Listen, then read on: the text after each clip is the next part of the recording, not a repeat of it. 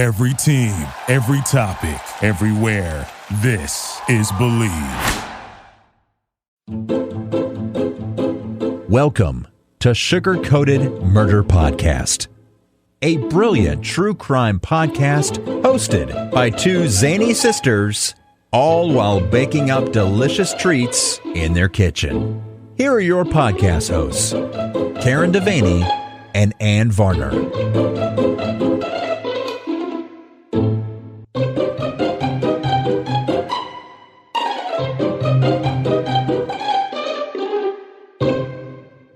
One, two, three, go. Hey, Here we y'all. are. Here we are. Here we are.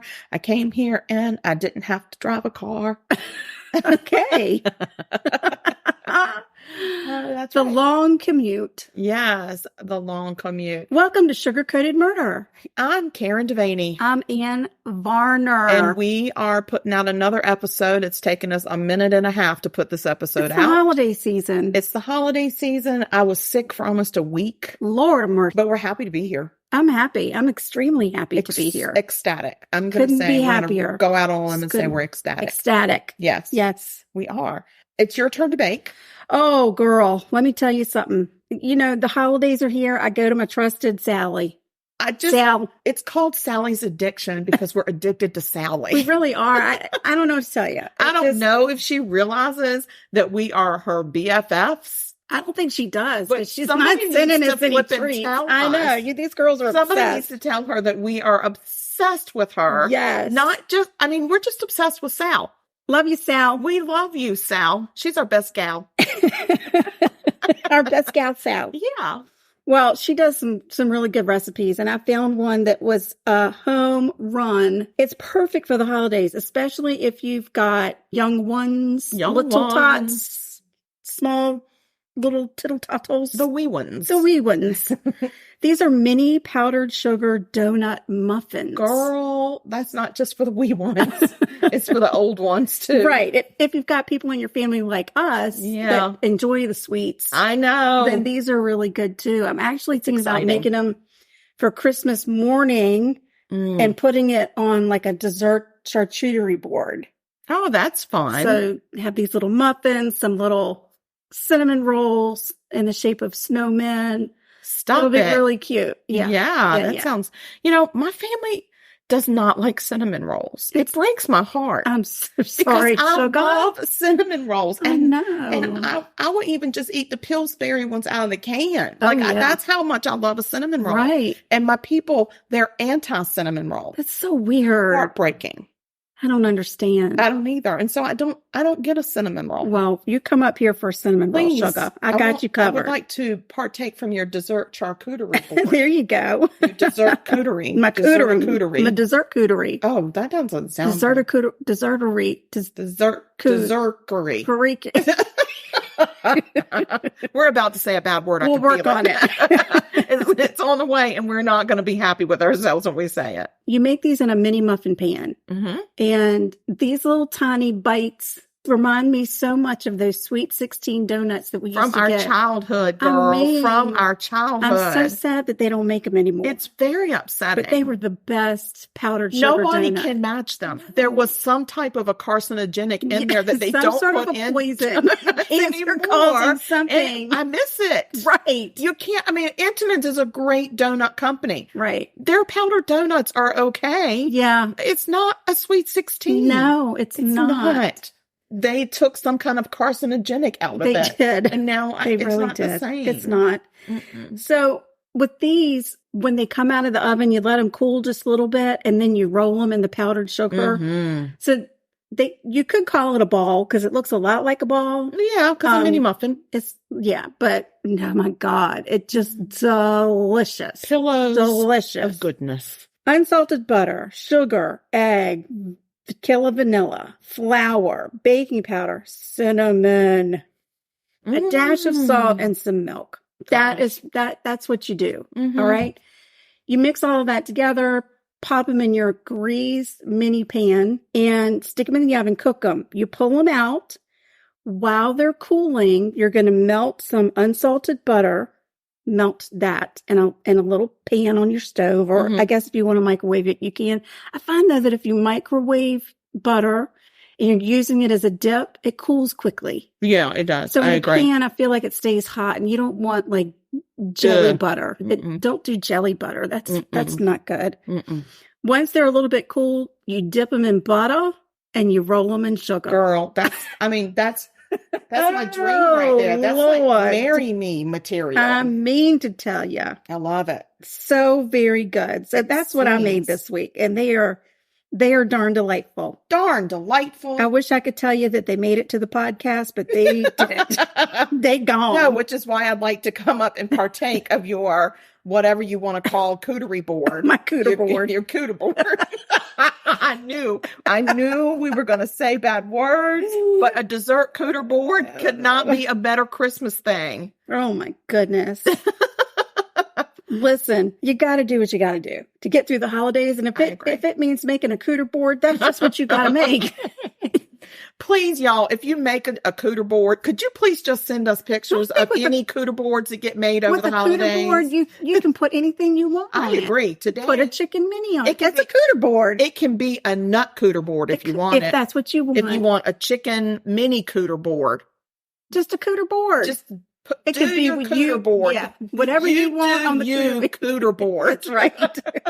And please send us pictures. Yes. Because we need to see your cooter boards. Absolutely. Yes. So that's the sweet part of the podcast. Yes. What's the dirty part? Okay. This is really this is a heinous part. So I'm just going to tell you that I've always kind of sat on the fence a little bit about, are murderers born? Or is it part of their environment? Excuse me. Uh-oh. So sorry. I put a little rum in my eggnog this evening. She's reached out and bit me. She got a little nog going on. Some rum in me nog. Ooh, I like it. And she bit back just a minute ago. Oh, gosh. So sorry. So are they born, or is it their environment? Yeah. Or do they, I would love to know, is there a gene that we can isolate and figure out something? Wouldn't that be nice? But I've always kind of sat on the fence because I have a hard time believing that a baby has evil in it, right? Yeah. So if that's the case, then how does a person get to be so animalistically heinous? I don't know. All right, we're going to talk about it. Okay. So I'm going to talk about Amy Robinson. And Amy was from Arlington, Texas. And back in 1998, she was a 19-year-old high school graduate. All right. She was mentally challenged. So she had the mental age of around 14 or 15. She had still graduated high school, though. Right. And she was very innocent and naive. She longed for independence. She wanted to be independent. Right. So her mom let her get a job as a grocery clerk at a local Kroger. Oh, okay. And she was very devoted to that job. She had two sets of parents. So her parents were divorced, and she had a mom and a stepdad and a dad and a stepmom. Okay. She also had 3 biological siblings, a brother and 2 sisters. Her siblings, of course, doted on her. They really admired her for achieving her dreams of graduating from high school, getting a job, and making some money because she really wanted to be independent. And they saw her growing and developing, and they were just really proud of her. Right. Very supportive of her. That's so nice. So she also had this thing called Turner's syndrome. It happens in women. And what happens is it restricts your height, and it also causes you to be underdeveloped sexually. Like your sexual organs are very underdeveloped. So you actually appear to be a lot younger. So she's got, so that doesn't come with any type of mental retardation or developmental delays. It just is another thing. It's just a secondary thing that she had. Okay. But matched with her personality, she definitely was very trusting of people, and she was just very naive, and she looked like she was like, I've seen pictures of her. I think she looked like she was 13. Okay. So she had the mental age of a 14 or 15-year-old, but she lived in this small town. Everybody knew her. They especially knew her at the Kroger. Right. And they adored her. Right. Everybody loved her. She had no known enemies. Anyway, she would ride her bike to her job every shift. She was always punctual. She was punctual. Yeah, I will be making up other words too tonight. Don't worry. And I've not had one nip of nog. Maybe that's the I problem. think it is the problem. She was very reliable. February 15th, 1998, she left on her bike for her shift at the Kroger, but she never showed up. Oh, no. When she had not shown up and it got to be an hour into her shift, her manager called her parents. Right. Yeah. He called the house to check on her to see if there was something wrong or something wrong at the house. It was very unlike her, like I said. And her mom and siblings immediately knew she was in trouble because she would never just not show up. Right. She was that dependable. Right. And she didn't have that far to go on her bike. Okay. So she was just rooted in habit. That was part of her coping with her developmental delays. She had routines. Mm-hmm. And part of that routine was getting on her bike at a certain time to go to her shift. And it took so many minutes to get there. It was very regimented for her. So they knew immediately something was amiss. So her sisters set out immediately looking for her, following the path that she would have taken, thinking maybe she got hit by a car and she was in a ditch, or maybe she wrecked her bike or something and they knew that she knew the way. So they didn't think she was lost. Right. They couldn't find her. Her mom started making phone calls, and as word spread through the community, the small community, all these volunteers showed up to go search for her. Oh, that's so nice. It was very sweet. Her father, not the father. Father. It was Amy's father. Right. Called the police and reported her missing. And so the police then joined the search, and it became an all-out search. They did public appeals for her.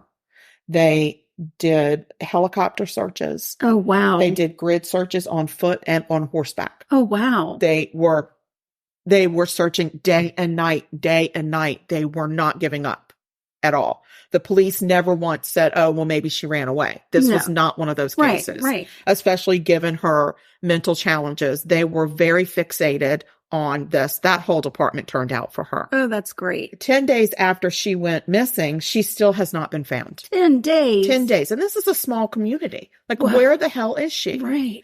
And not one trace of her.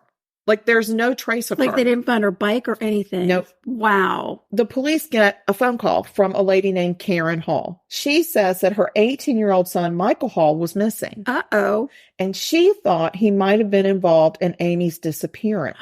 What? She said that her stepson had told her that Michael had bragged to him about him and a friend kidnapping Amy and using her for target practice. What?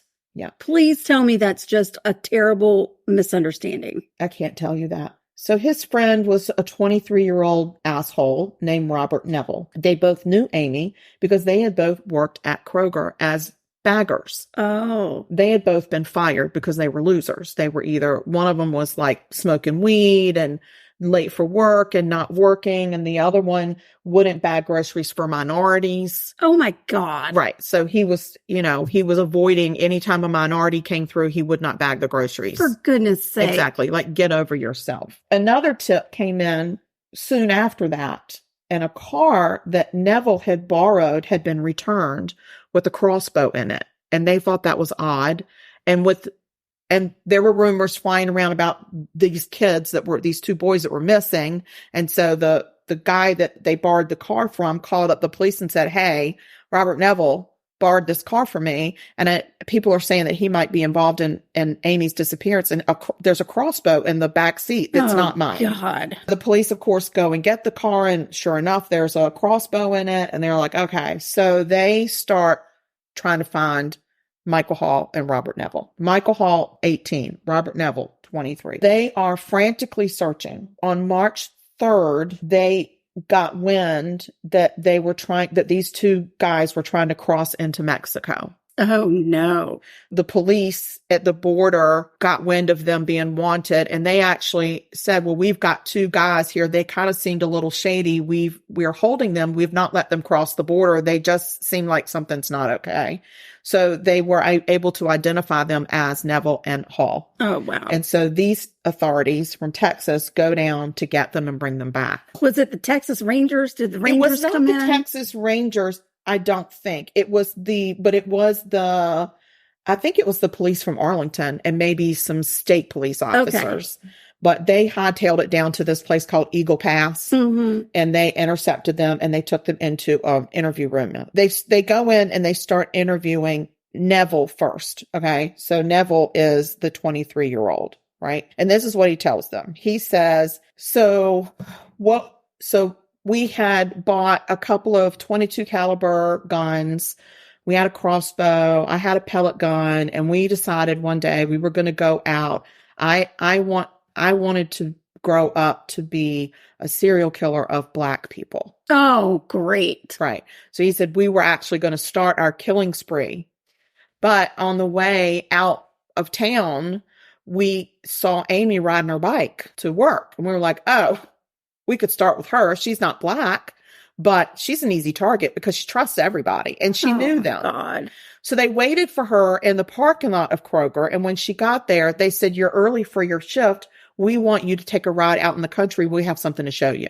Oh, no. And she got in the car with them and put her bike in the back of the car. Oh, no. Yeah, because she was so trusting and she thought they were her friends. Of course. Because they worked with her. Right. So they go out to outside of the town to like a real desolate area, and it's got like a field. It's like on a big farm, and there's fields and everything everywhere. And Neville pulls the car over and says, I have a flat tire. We have to change the tire. But he didn't have a flat tire. So they talked Amy into getting out of the car. And the first thing that they did, Michael Hall took the crossbow and shot at Amy and missed her, but it scared her. And they told her they said, you need to run. You better run away. So as she's running, they're shooting this crossbow at her. He didn't hit her with the crossbow, but Neville shot her in the leg with his pellet gun. Oh my God. And she stumbled. And she kept crying out, saying, ow, you hurt me. Why? Don't hurt me. I don't like that. And they thought it was funny. And they laughed at her.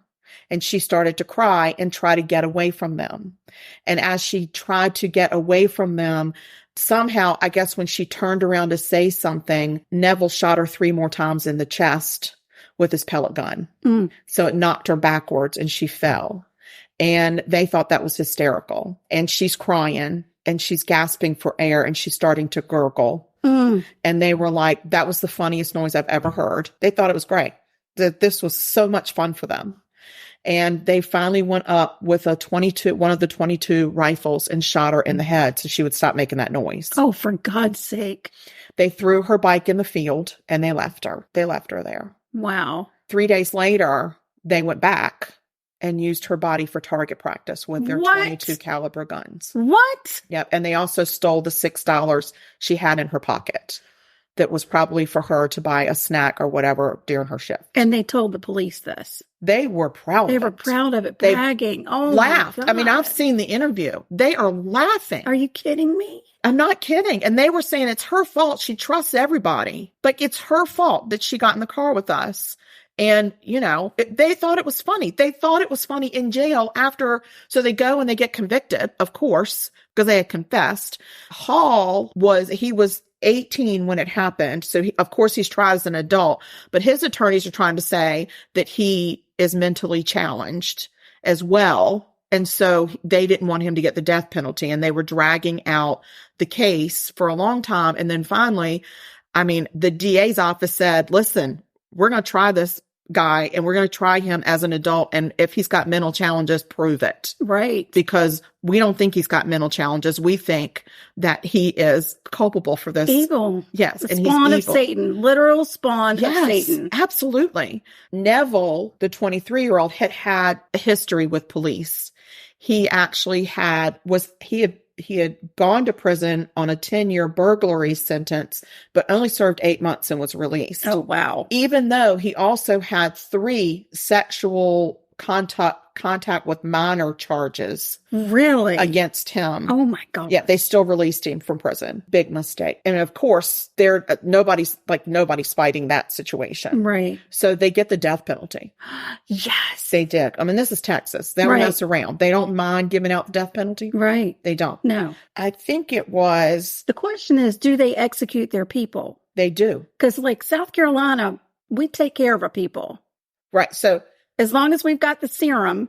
So Texas, they do not mind. They will give you the death penalty and they will carry it out. They're not afraid to carry it out. Good. I do believe Neville was the first one to get executed. Oh, he's gone. Thank you. So he got executed. This happened in 98. He got executed in 2006. Oh, wow. That was lickety-split. We don't wait. Like, that's what I like about Texas. Right. They have an express lane Good. for their death penalty. Right. They're like, yeah, you're not going to, it's not going to be 40 years on death row and then we're going to talk about it. Right. No, we're going to give you your death sentence and then we're going to give you death. Right. He was put down like the dog, Like a dog, was, right. by lethal injection. Amy's mom and 2 sisters went to the execution. And at the execution, he did apologize profusely. Really? Yes. That's insane. I know. I He wasn't said, expecting that. he actually, Neville.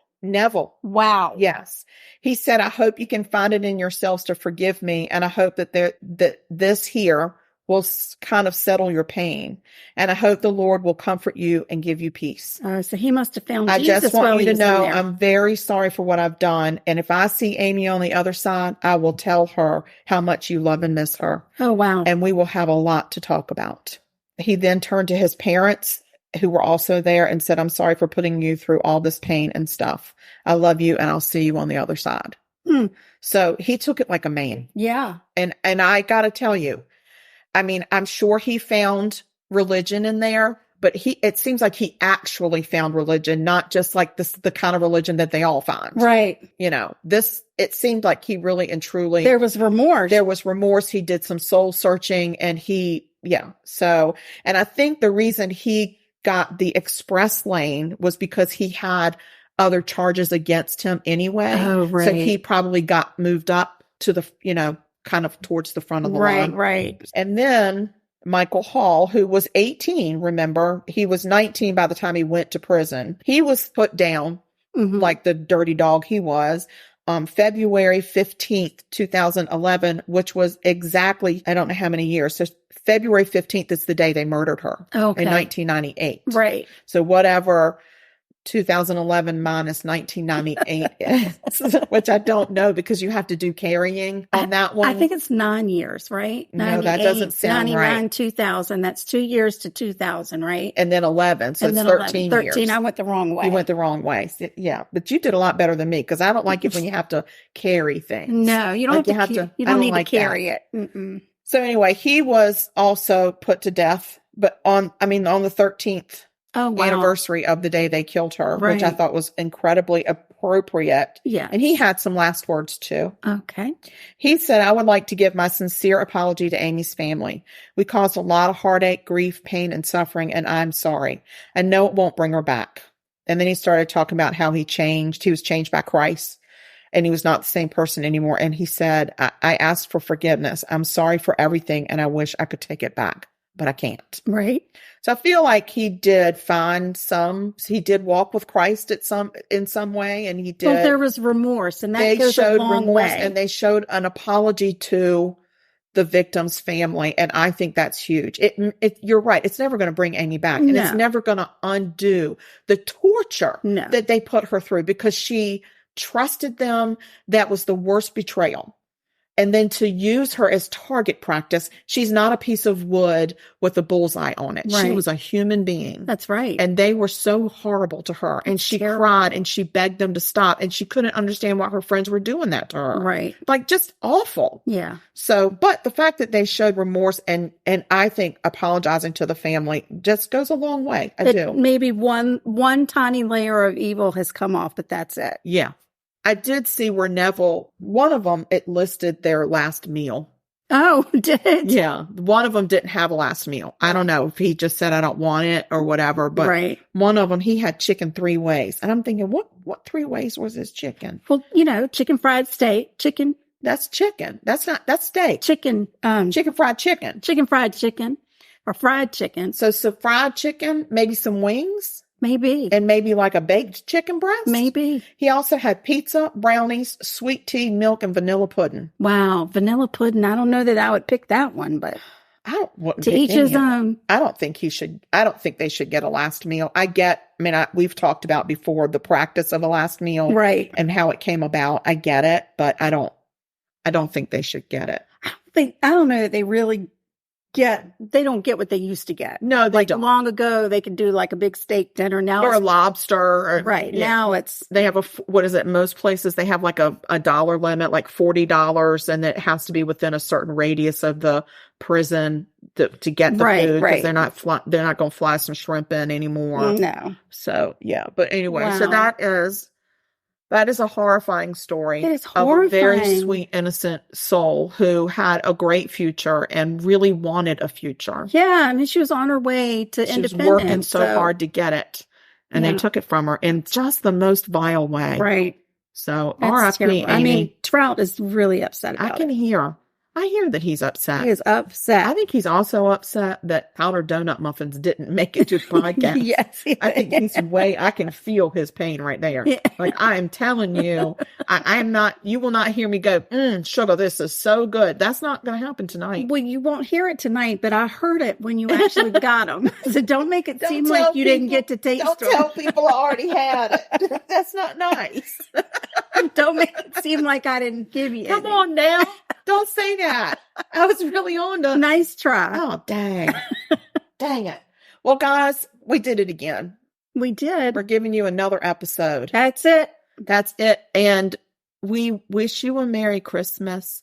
We wish you a Merry Christmas. We wish you a Merry Christmas. Or a Happy Hanukkah. And a Happy New Year. And a happy, all the holidays. All of them. I don't know them all.